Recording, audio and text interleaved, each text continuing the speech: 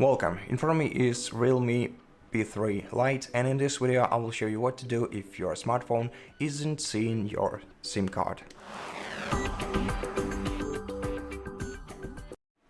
First of all, try to reinsert your SIM card.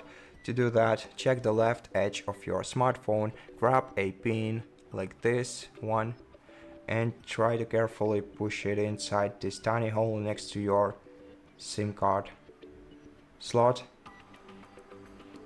and it will jump right out.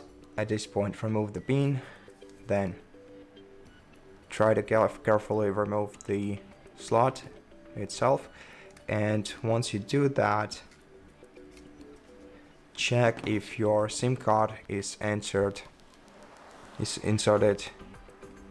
like this. You can also try changing the port for your SIM card and inserting it into another one like this. Make sure that it doesn't slide out of it, and then reinsert the slot into the port in your phone, and then wait for your smartphone to reestablish the connection with your SIM card. To check if it's properly connected, you have to go to settings, then mobile network, and then check if your phone sees your SIM card now. Now, if this didn't help, you can also clean the SIM card with a soft cloth and test the SIM card in another phone to confirm its functionality.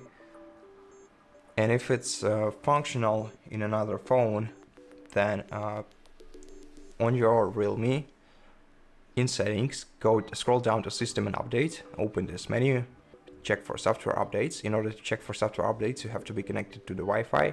So swipe down the control center and go to Wi-Fi settings and connect to the Wi-Fi network. Let me enter the password. Then tap save.